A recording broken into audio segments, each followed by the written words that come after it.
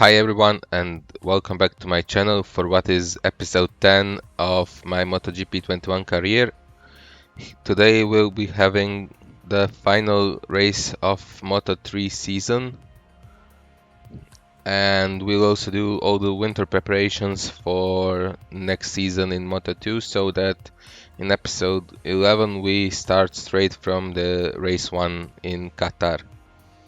So today we have race in Valencia, which is last race of the season, and it has been so for quite a long time now.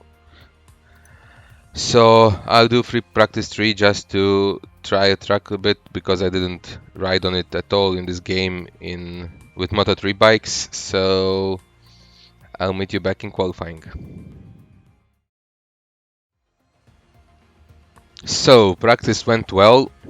I didn't bother with development tests because this is the last race of the season and my last race in Moto3 class, but I did quite a few laps, all on medium tires, both front and rear, and my fastest lap was about 2/10 faster than Masia, but I've done it on basically completely worn tires, so yeah, it looks good for now at this stage of the weekend. Let's see if qualifying will bring us more things to be happy about. So new softs front and rear for qualifying session, and I'll fast forward a bit in the session and I'll meet you on the track. So here we are to start a new lap. My previous lap was riddled with small errors, and that's why I'm 1.6 seconds off the pace, while Masia is about 100th faster than I was in free practice. So his time shouldn't be too hard to beat. I just have to make a clean lap. We are almost 7/10 up on him in sector 1. Here I made my first mistake in the last lap.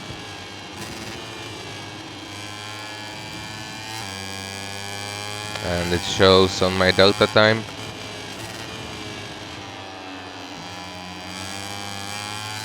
It also shows that these tires will be useless in race. This is now where I made the second mistake, and again it runs very deep on brakes. Bike felt much better there on medium tires.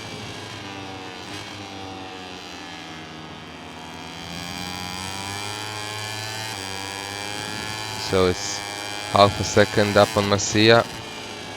Suzuki, sorry. AI has improved their laps.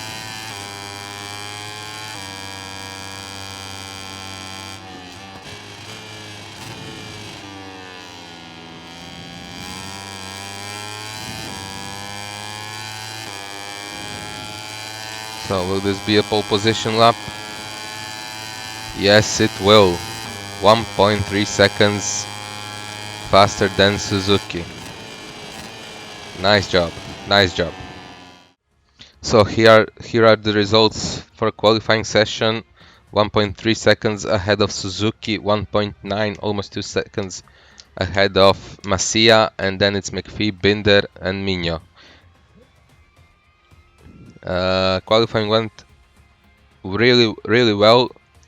I did make a few mistakes, but it still didn't matter. We took the dominant pole position yet again, and hopefully the race will provide more of the same. See you in the race. So here we are for the final race of the season, starting from dominant pole position. Hopefully we'll be able to turn that into the win in this race. Strategy, I'll go with standard medium front, hard rear. I don't think there should be problems with that at all in this race. Full tank of fuel. And let's go. This is the full starting grid.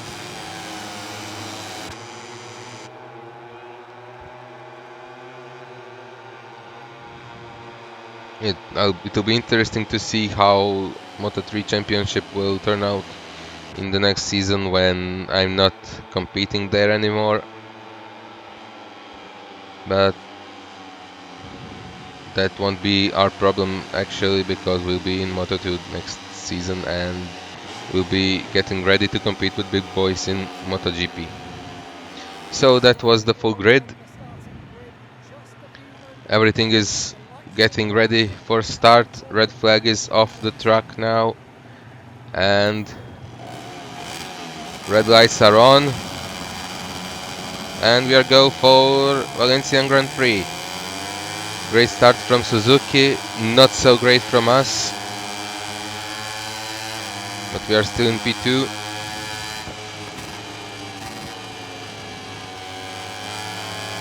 And can we regain P1 on brakes in turn 2? No, we can't. Suzuki kept his lead, but he goes wide. I had to hesitate on the throttle because I didn't want to collide with him. And that's McPhee, who's getting very close to me now. Now that the race has settled a bit, we can work on attacking Suzuki, and he's looking behind while he's turning into the corner. Very smart of you, my guy, very smart. So inside of Suzuki, on the brakes hard, and we still can't get past him. He's doing really well.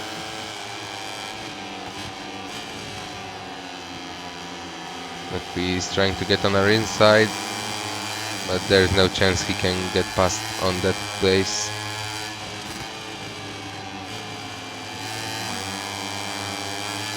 Nice and easy through chicane and getting into the last corner. Almost hit Suzuki from behind. Kept it onto the track, but we lost on the acceleration out of last turn.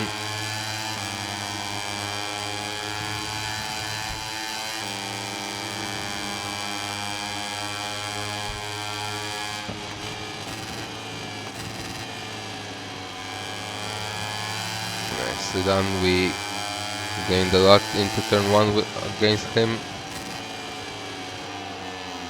And he's again wide on the exit. I just can't use that against him, because if we collide while we are leaned over, that's definitely a fall from me. And that's a bit wide into turn 4, sorry. So we lost few positions. Masia and Acosta are both ahead of us, but not for long. We got Masia, and that will be track limits warning.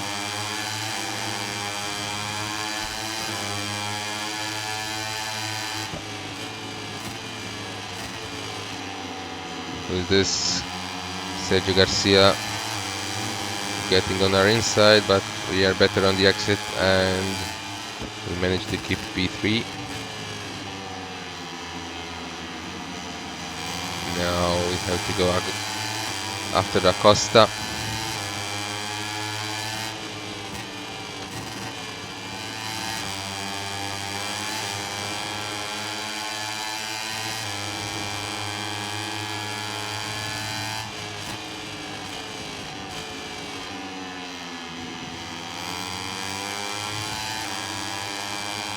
Nicely through the last corner this time around.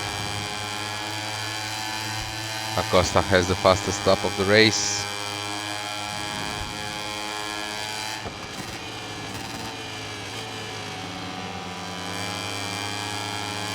We gain a lot on them in turn 1, but we're just unable to go through in this first part of the lap.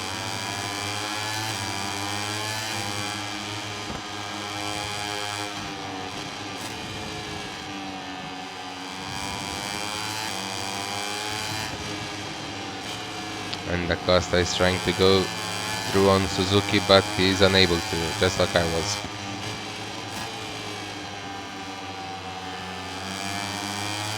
This was nice exit onto the back straight.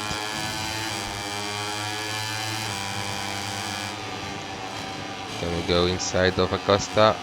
Yes, we can. He turned on us, but we managed to hold our place and we are now into P2.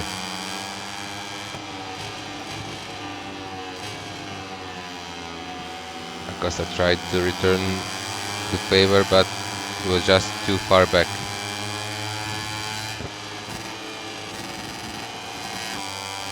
Maybe should have used third gear there.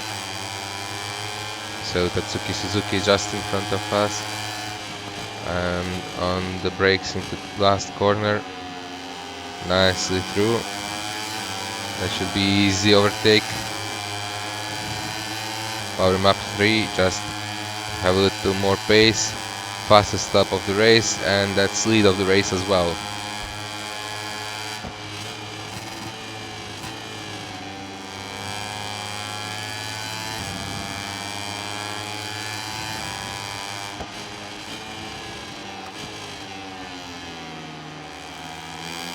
Now we just have to not make any mistake and stay in front. And we can say goodbye to Moto3 on a high. And that's track limits warning for sure, yes.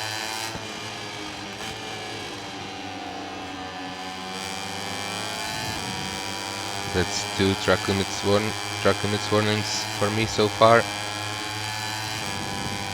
Hopefully I won't get a long lap penalty because I haven't practiced it this time around. So that'll probably mean that I'll have to do it like 2 or 3 times. And it was a bit shaky on the brakes, but we managed it. Still in front of Suzuki. Yeah, third gear works much better there than the second.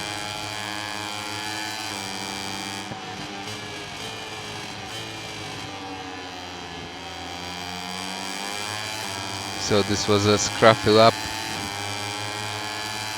but we still managed to keep in front, stretch at our advantage a bit, and now it's just our task is just to bring the bike home and run away with the trophy.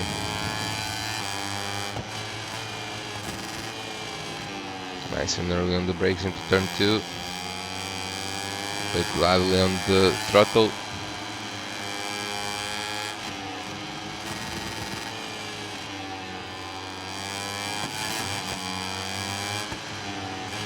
These 2 corners are killing me on this weekend.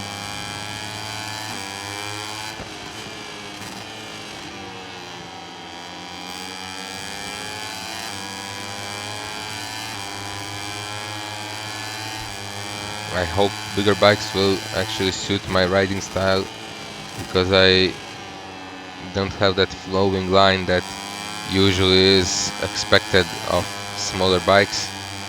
I tend to quite aggressively wheel my corners, and that should work nicely with bigger bikes.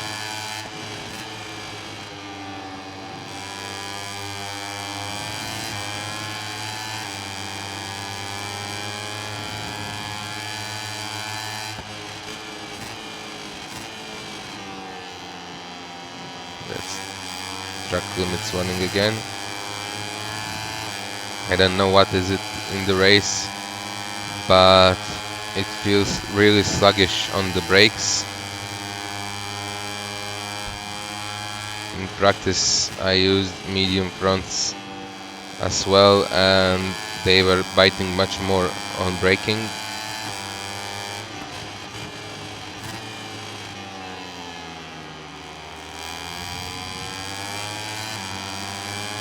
And now in the race I just can't brake as late as I could in practice and qualifying. Maybe track temperature has something to do with that. Who knows?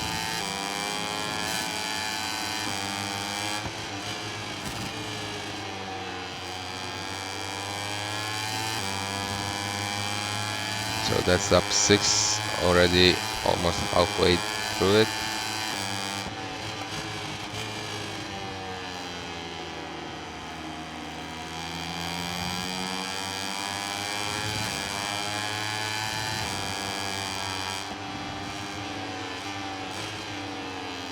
Especially this corner, I could be much more aggressive on the brakes in practice there than I can do in this race.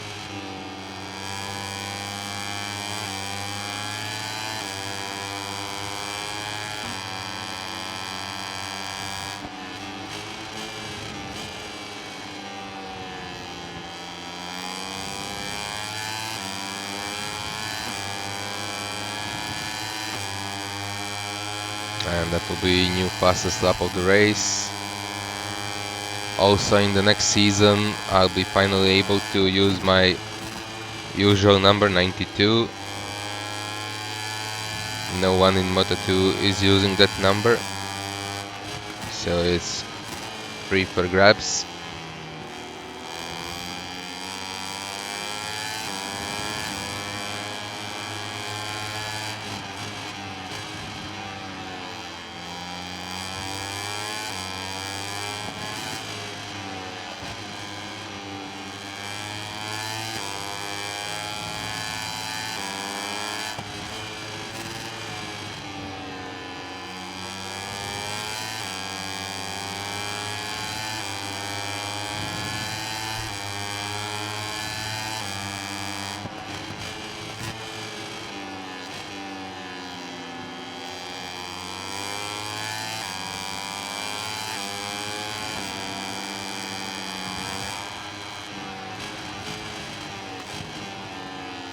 And I almost went flying there. It really snapped nicely on me. And here again I was too aggressive on the throttle and almost high-sided.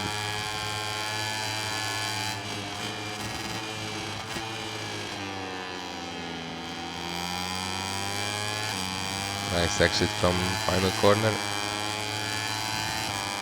And we are going into the final lap of the season. We have nice advantage ahead of Acosta.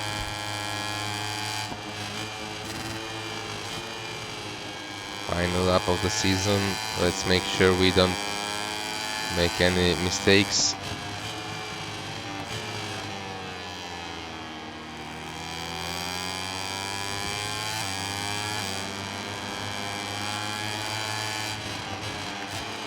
And let's have fun for the end.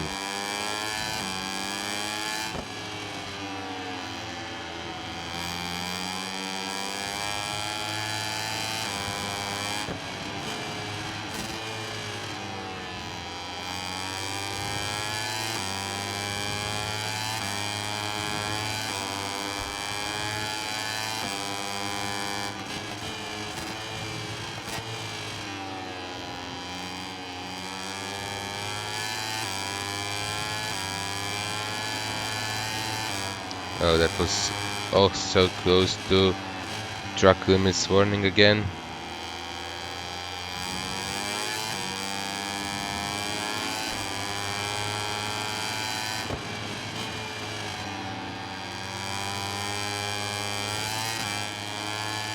Big mistake here.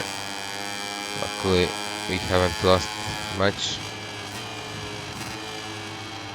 And that's last corner of the season. We are waving goodbye to Moto3 in style. Win in the last race. Get in there. And here are the final results of the race. Pedro Acosta finished in second, with Garcia in third, Suzuki in fourth, Antonelli in fifth, and Masia in sixth. Championship standings are like this: 349 points for me, Masia is 78 points behind, and Pedro Acosta 94 points behind. In Team Championship, Red Bull KTM Ayo has 526 points compared to my 349 points, so they have run away with the championship here.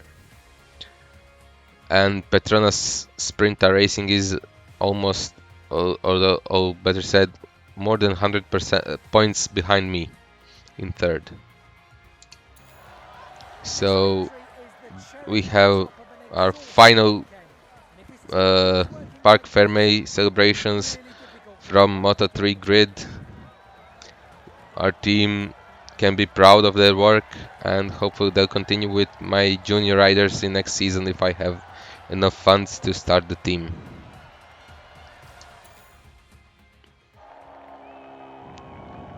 And now we have a cutscene with championship celebrations.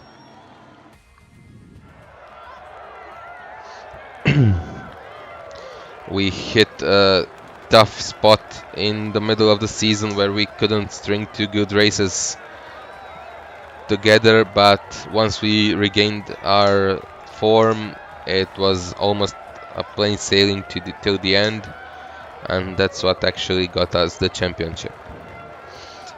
Hopefully we'll be able to fight for one in the next season in Moto2, but let's see what happens.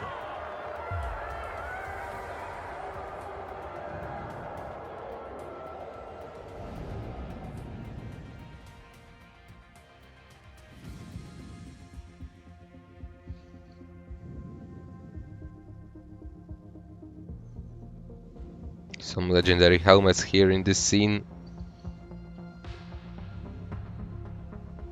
Those are all previous winners, and now my helmet can join them. Hopefully we'll become one of the legends as well.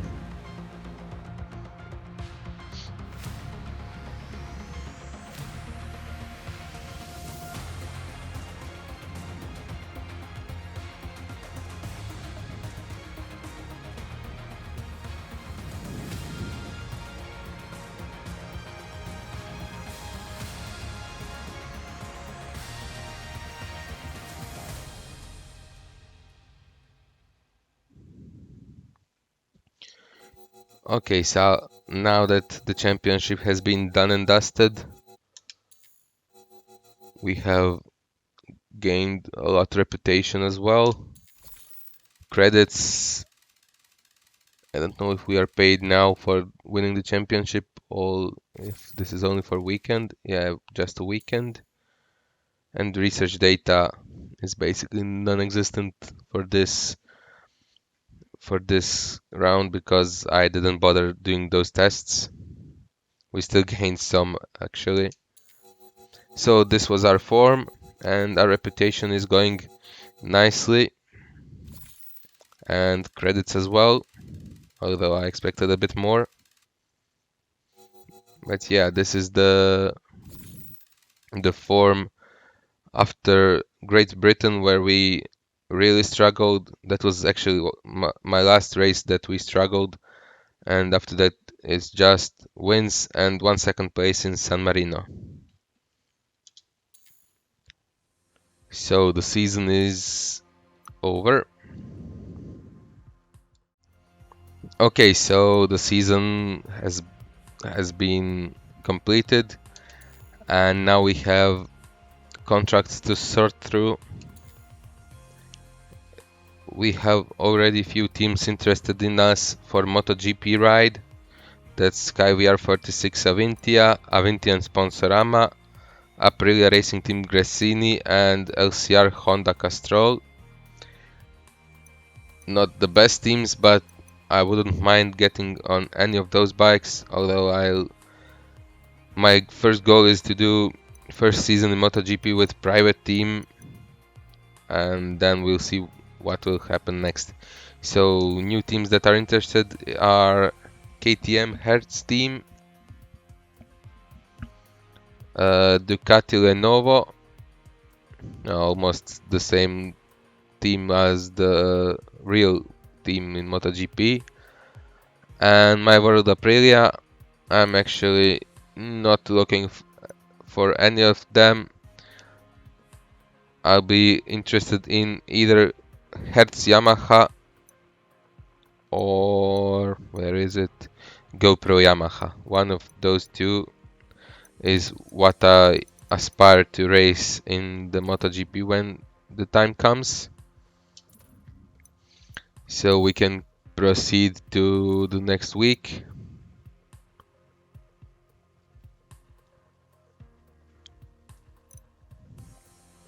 Now go through this. We have some technical staff management, chief engineer. This one is better than the current one, but he's very weak on engines, although very strong on frame. I'll wait on him. Maybe we get someone better.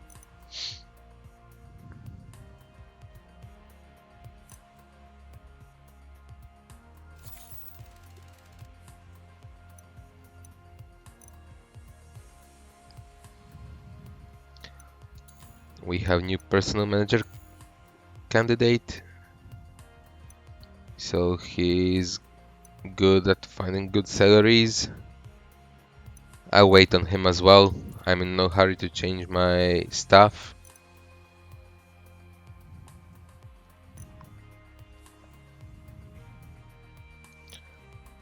And this is the last week of the season. We are now getting into the new chapter of my career. So will I use the same calendar as last time with Portimao? I actually can't decide now which one to use.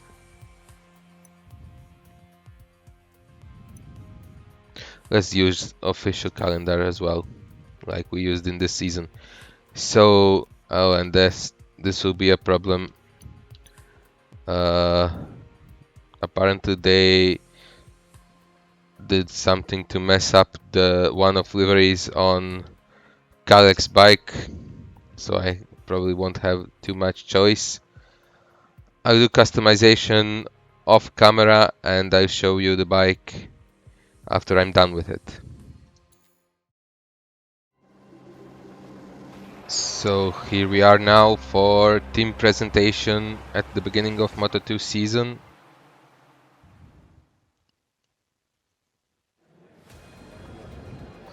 And this is the bike we'll be using in Moto2.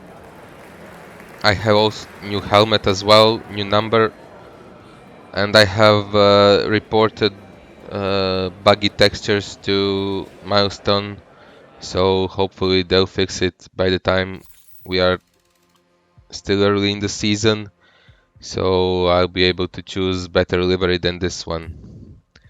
So first things first, let's put people to work. What kind of data we have? Only 300, so we can't do anything actually. We'll put people on to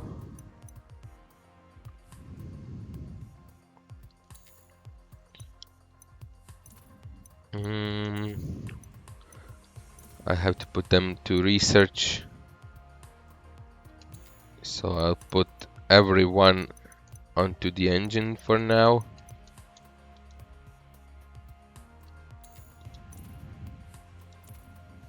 And I also can set up a junior team. No, I can't. I need 200,000 reputation and mine is 178,000. So we'll have to wait for another season to do that. We can do some engine development now. Fuel consumption can be developed. Yes, we'll go to that and we'll put engine guys on it.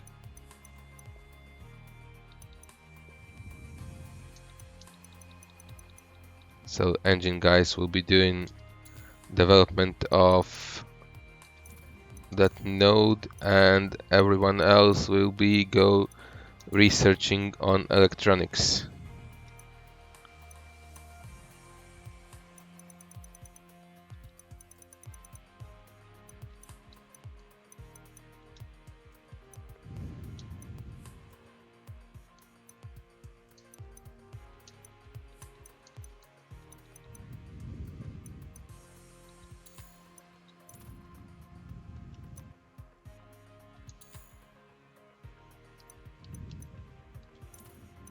There's still one guy who's researching engine with 25 data. Delgado, I think is this. Yes, that was him. So let's go for another week. Yet another. So we lost some money due to salaries. Okay, we have some technical stuff to look at. Telemetrist, and he's great with engines, so I'll take him on board, and then I'll change. Oh, we don't have that guy anymore. Okay, so we have new engine components installed. Can we do something on electronics? No, we can't. But we can put guys from engine department to help with research. It won't be going well, but still. Actually, I think I'll put them all back to researching frame.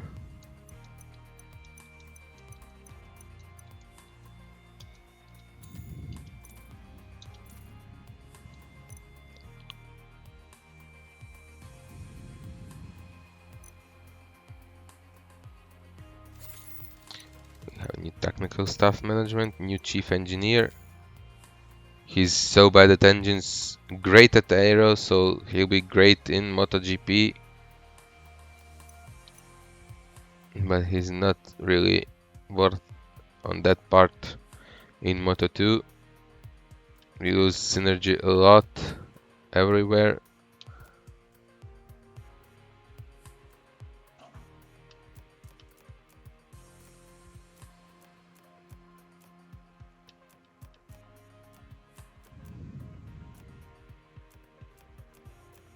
We even can't see for electronics.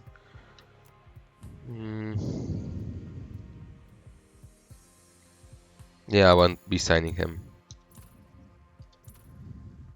So, on to next week. We can research frame now, or actually develop. We have enough to reduce tire consumption, and we'll put all the guys on it so that it will be ready for the third race of the season. So here we are, ready to go racing in Qatar. I'll just look at new candidate for chief engineer. This one has great resources on engine, a bit less on frame. Yeah, I think I'll have this guy join in.